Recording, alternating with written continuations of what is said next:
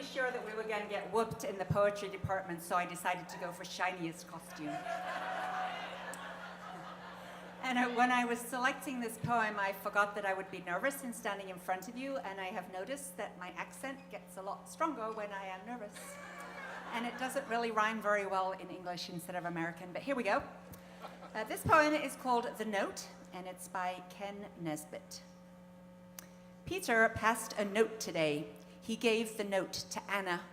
She opened it and read it, then she passed it on to Hannah. The note made Hannah giggle, so she handed it to Cody, who read it with a smile before he slid the note to Brody. Then Brody read the contents and he gave it to Luann, who opened it and chuckled and directed it to Dan. He read it with a snicker, then he tossed the note to John, who couldn't help but chortle as he passed it on to Sean. The teacher heard us laughing, and she saw what Sean was holding. She walked across the room and took the note that he was holding. We thought we'd get in trouble, but she gave it back to Sean and smiled because it read, "The teacher's awesome, pass it on."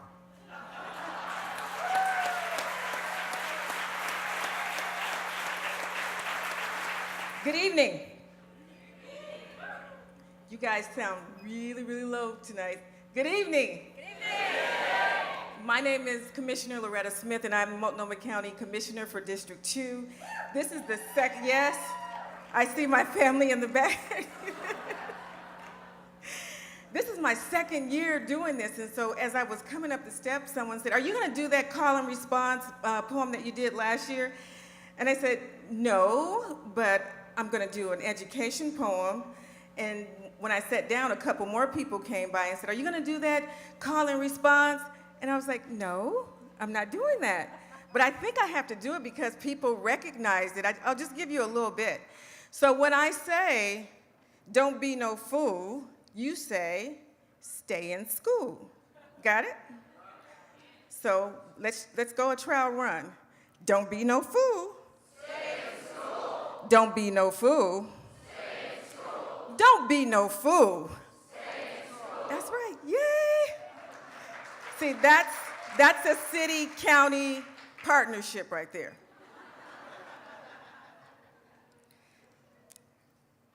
I'm gonna do a poem by Devisha Shah called Education.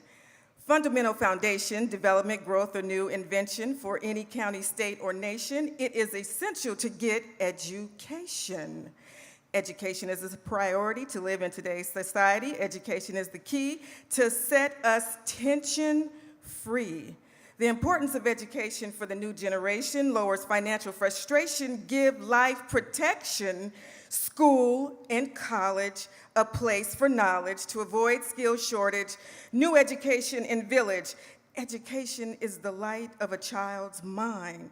It makes him literate and disciplined to solve the problems of any kind.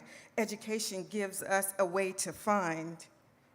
Education is power to build success tower. Education is abundance, provide life insurance. Education is a treasure one cannot significantly measure.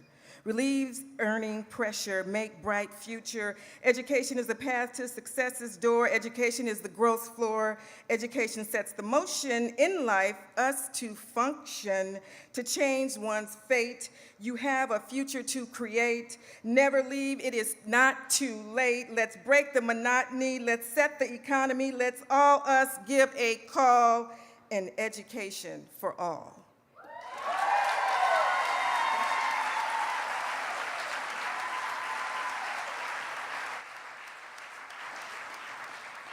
Thank you. I'm Lou Frederick. I'm a state representative from North and Northeast Portland, the Lloyd Center area, and I am not singing this year, so just want you to know. No. I tried to get my daughter to come and do Unforgettable with me, but she wasn't able to make it tonight. So. Do Al Green. No, I'm not going to do Al Green. Thank you.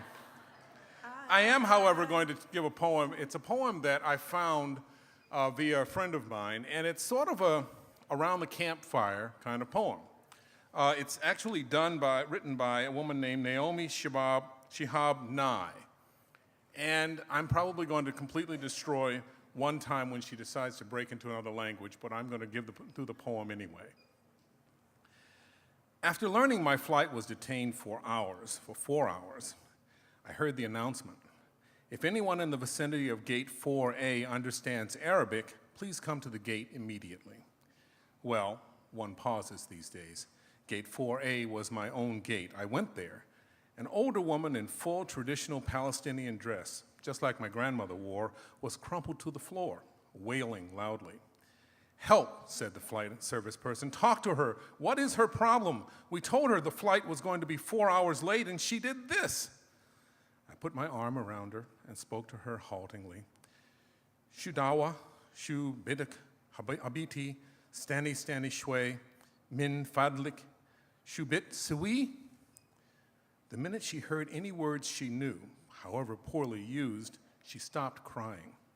She thought our flight had been canceled entirely. She needed to be in El Paso for some major medical treatment the following day. I said, no, we're fine. You'll get there, just late. "Who's picking you up? Let's call him and tell him." We called her son, and I spoke with him in English. I told him I would stay with his mother until we got off on the plane, and I would ride next to her, Southwest. She talked to him. Then we called her other sons, just for the fun of it. Then we called my dad, and he and she spoke for a while in Arabic and found out, of course, that they had 10 shared friends. Then I thought, just for the heck of it, why not call some Palestinian poets I know and let them chat with her? This all took about 2 hours. She was laughing a lot by then, telling about her life, answering questions. She had pulled a sack of homemade mamoul cookies, little powdered sugar crumbly mounds stuffed with dates and nuts, out of her bag, and she was offering them to all the women at the gate. To my amazement, not a single woman declined one. It was like a sacrament. A traveler from Argentina, the traveler from California, the lovely woman from Loretta, where they were all covered with the same powdered sugar. And smiling, there are no better cookies. And then the airline broke out free beverages from huge coolers, non-alcoholic. And the 2 little girls on our flight, one African-American, one Mexican-American, ran around serving us all apple juice and lemonade, and they were covered with powdered sugar too. And I noticed my new best friend, by now we were holding hands, had a potted plant poking out of her bag, some medicinal thing, with green furry leaves, such an old country traveling tradition. Always carry a plant, always stay rooted to somewhere. And I looked around that gate of late and weary ones and thought, this is the world I want to live in, the shared world. Not a single person in this gate, once the crying of confusion stopped, has seemed apprehensive about any other person. They took the cookies. I wanted to hug all those other women too, and that can still happen anywhere. Not everything is lost. Thank you.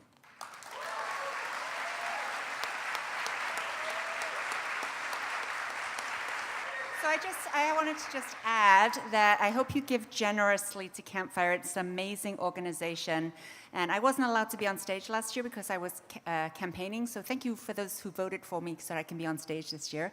I think I may have the distinction of being the only Campfire mom who was selling candy outside a bank when it was robbed. Anybody else had that experience? Fortunately, we're really bad at selling Campfire candy, my daughter and I, and you know how you're supposed to ask people as they leave, would you like to buy some Campfire candy? We just kind of smiled hopefully, and then a very dashing FBI person came out and said, you have to stop selling now because our bank has just been robbed. So I'm telling you this story to say give generously, because the more you give, the less candy has to be sold.